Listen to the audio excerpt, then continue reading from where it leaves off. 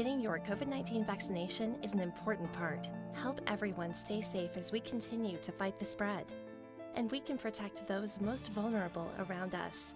With easy access to vaccination locations and the growing ability for more people to be protected, it's our best shot to keep moving forward. It's our best shot for a strong, healthy community. For more information, visit miamidade.gov/vaccine.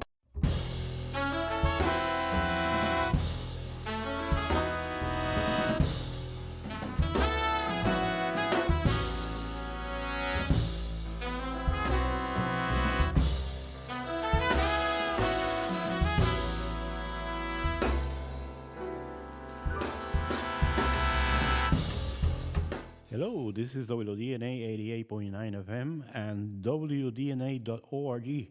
And this is the UN Frost Jazz Hour that comes to you every Thursday at 11 o'clock. And today we have, without any doubt, as a guest, one of the best pianists in the country and head of the jazz piano at Frost Jazz. And his name is Martin Bejerano. And he's going to play a lot of beautiful music. Okay, Martin? Yeah.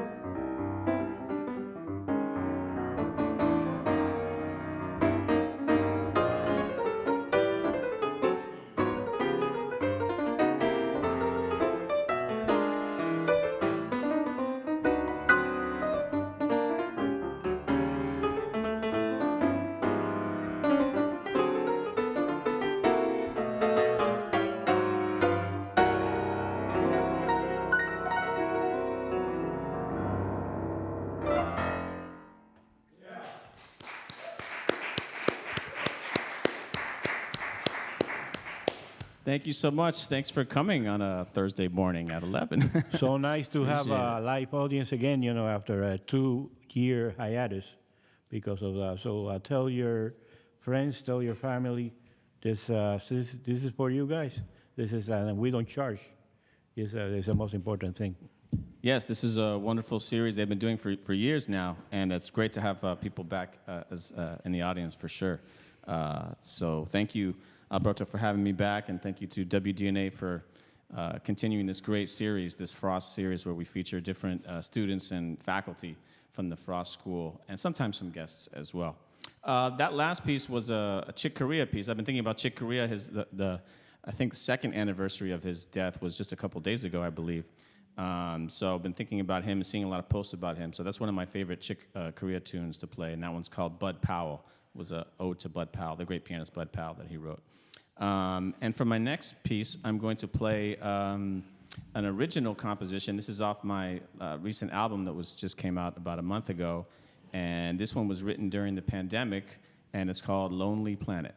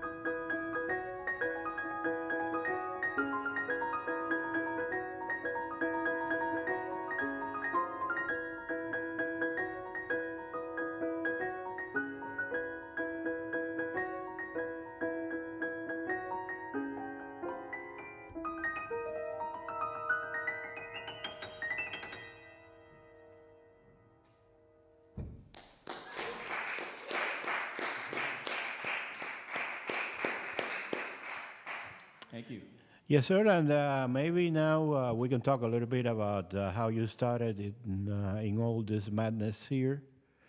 That's called music. At what time or at what age do you start playing the piano? Well, I started kind of messing around on the piano when I was about 7 years old. My mom played a little bit of piano, and she showed me a few kind of basic things, and then I was like picking a little bit of stuff by ear and kind of coming to the piano and trying to copy the stuff she was playing.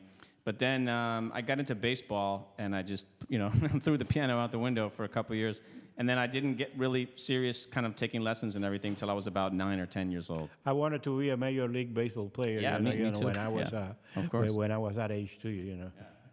I still want to. Yeah, well, me too. Yeah, of course. Yeah. Second base. I was a good second baseman. Second baseman. I used to play base. Yeah, second Oh, yeah. baseman. I played second base because I couldn't play anything else. Right. So, Yeah. so that's so you started taking formal lessons. About that age, and those were classical lessons. I guess. Yeah, mostly classical lessons, but I was kind of learning like popular music and stuff on my Yeah. own as well. Yeah, I was reading here that some of your influences are rock bands. Can you name some of them? Yeah, I mean, I grew up. My older brother is a huge music fan, and he had a big, huge record collection, and mostly like rock and popular music and R&B and funk and stuff like that, pop music.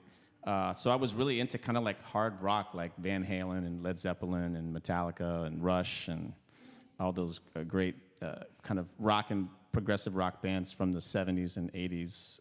Then later on, like I was into like Living Colour and Rage Against the Machine and Fishbone and a lot of those. Oh, you're kind a of little bit younger than I am. My favorites were Cream. Oh yeah, Cream awesome. was Yeah. Oh, and Cream- Kiss. I was a huge Kiss fan. Like me and my brother used to paint our faces. Yeah. I got another fan in the house. There's always a Kiss fan somewhere. So I was like really into it. Oh boy, we always these interviews we always find out something that audience don't know. So. So let's leave it at that. Yeah. Anyway, also you went to Florida State University. I went to Florida State too, and I met a wonderful classical pianist, Leonidas Lipovetsky. He's still there because he used to be a wonderful pianist. Did he had any influence in you? Yeah, he was an amazing pianist and a great teacher. He was a really big influence on me, and he's actually retired now, I believe. I think he lives on the west coast of Florida now. What I loved about him is he was, of course we talked about the technical aspects of the piano and everything, but he was all about the expressive elements of the music and really, making sure that was the most important thing. And he was so passionate about it. It was amazing. He was also just a really cool guy in general. I started there as a classical major, actually. But about my second year, I decided I want to switch to jazz. And he was really nice about it and said, of course. And he let me keep taking lessons with him my whole time there. So I'm really thankful to get to have the chance to have worked with him. I remember that I used to study composition, classical composition, and one thing that he told me was that you can only compose what you can play. That was very interesting. That was very and I say, hey, this guy, he had a good head on his shoulders, Well, I remember it was really funny. I was working on this Prokofiev piece. Prokofiev is 20th century Russian composer, and it was really hard. It was really way too hard for me, actually. And I guess I wasn't getting the rhythm right or something. And he says, no, this music, it swings, like, because I was a jazz guy. So he was meant, he was, and I understood what he meant. The minute he said it, I was like, oh, okay. So he was a very cool guy. Yeah. Anyway, so here you are. You went to you got your master's degree, and wow, you became a teacher at University of Miami, and that's wow, that's a home run, with the bases loaded. I tell you, grand slam. Yeah, I'm very lucky. Yeah, I mean, after I graduated, I moved to New York City, and I lived there for about 8 years, and then when I came back to Miami, I was very fortunate to get the teaching job here, which is an amazing job, and I love it. I'm very happy to be there. Any plans about that? I know that you just recorded an album, right? You want to talk a little bit about that? Yeah, sure. So yeah, I just Yeah. released an album in the end of May. It's called Cuban American, and it's kind of all about my thoughts about the music that really influences me from the Cuban side of my heritage and the American side of my heritage. And it's not supposed to sound like authentic Cuban music or authentic jazz or anything. It's just supposed to be kind of my own, the way I like to mix things together. Crossover. Yeah, definitely a crossover type of thing. So the album's been doing actually really well. I'm really happy with the way the album is going, and I've got some touring coming up in the fall to help promote the album as well. So yeah, I'm really excited. It's an interesting album because I recorded it, and then it was kind of still slightly pandemic times. You know, there wasn't a lot of gigs and stuff, so I didn't have a lot to do. And I started messing with the album at home, and I ended up adding a lot of things at home, a lot of synthesizers and effects and loops and all sorts of different things. What a time to write. Yeah. And the pandemic time. And that's the time to write, yeah. So you couldn't do anything else. So it's interesting because I don't think the album would have come out the same in a normal year. So I guess that's so good. anyway, let's keep going. What's your next tune here? This is a great tune by the wonderful Thelonious Monk, and it's called Trinkle Tinkle. And I played this tune probably thousands of times with the great Roy Haynes and his quartet, who I have been playing with for almost 20 years. And I've been thinking about Roy lately, too. He's 97, 98 now. We forgot to talk about that. You know, Yeah. Maybe we'll get on We'll that. get back to that, yeah. At the end of the show, because Sure. that's very... So this is a little piece for Roy Haynes, Trinkle Tinkle.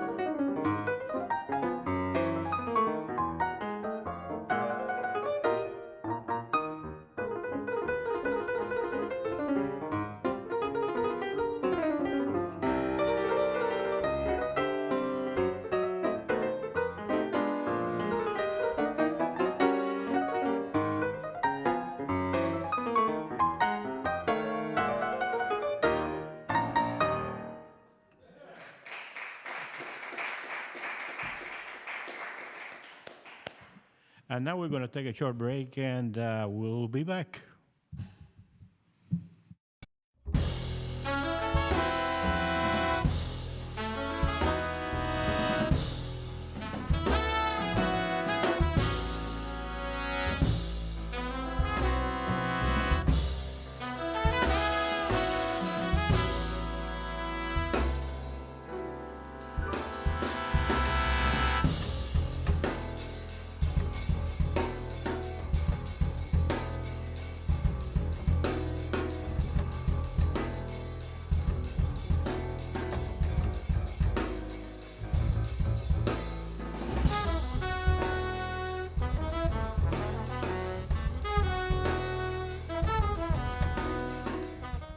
Yes, and we are back here, and we want to remind everybody that we're here every Thursday at 11 o'clock at only on this station, WDNA 88.9 FM and WDNA.org. As a matter of fact, if you can't come to the show, you go to the first page of the WDNA.org, and there, at livestream.com/WDNA, you can see the show. Actually, you can listen and you can see the show every week. And next week, we're going to have a very well-known artist here in Miami. Hal Roland is going to be here. And after that, it's going to be John Hart. For the people that don't know John is the guitar, jazz guitar teacher at UM, and wonderful as Martin is. He's going to be here in a couple of weeks. And we have a lot of things coming. For example, in the fall, we're going to have the concert jazz band, which have won so many downbeat awards that I can count with my hands. But anyway, that's where we are. Remember, 2921 Coral Way, and we are here every Thursday at 11 o'clock. So what do we have for us, Mr. Martin? So I think I'll play a ballad. This is off my last album as well, and this is one of my favorite ballads to play, and it's a beautiful tune called "You've Changed." Okay.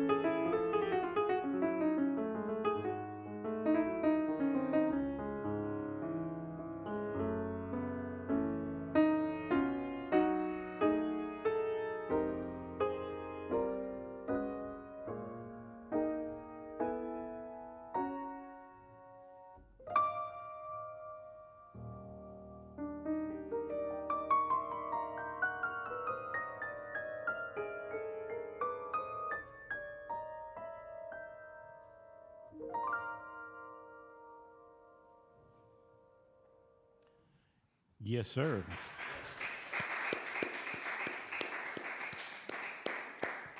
Okay, with a little time that we have here, I want to know this your relationship with Roy Haynes.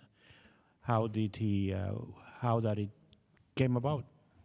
Yeah, so like most things, I think in music careers or probably any careers, is just very, very lucky and very being in the right place at the right time kind of situation. So I had moved to New York, and a really good friend of mine, and who's now actually a colleague of mine at the University of Miami, Marcus Strickland, the amazing Marcus Strickland, a wonderful sax player.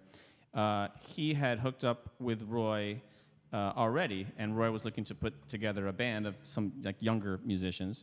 And I had been playing with Marcus and his group, and with other people in New York for that whole year, or 8 months or whatever it was. And Marcus was kind enough to recommend me to Roy, and we had a couple sessions together, just playing. And after the second session, he called me up and asked me to play a festival that was happening in the next month or something. And 20 years later, that's been playing with him The ever first since. gig playing in a festival. That's a pretty good gig. Yeah. Yeah, that's a pretty good one. Yeah, absolutely. Yeah. Well, first one playing since I moved to New York. Yeah, for sure. Yeah. So I was just very lucky, very lucky. Yeah. So remember, everybody, next week we have a Hal Roland, and we have a lot of things coming in the fall. And remember that to tune us every Thursday. And on Facebook, actually, we got a page called Frost Jazz Hour UM. I want to remind you of that, Frost Jazz Hour UM. And you can hear all the concerts. You can, for every concert, there's an album of photos, that you can watch. That's from day one, so go, you can go from the last concert to the first concert that we ever had. So anyway, let's see. Well, I have in my notes, We See or Other Standard. Sure. Well, I'll play We See. That's another Thelonious Monk tune that I really Alrighty, yeah. like to play, that I've been working on.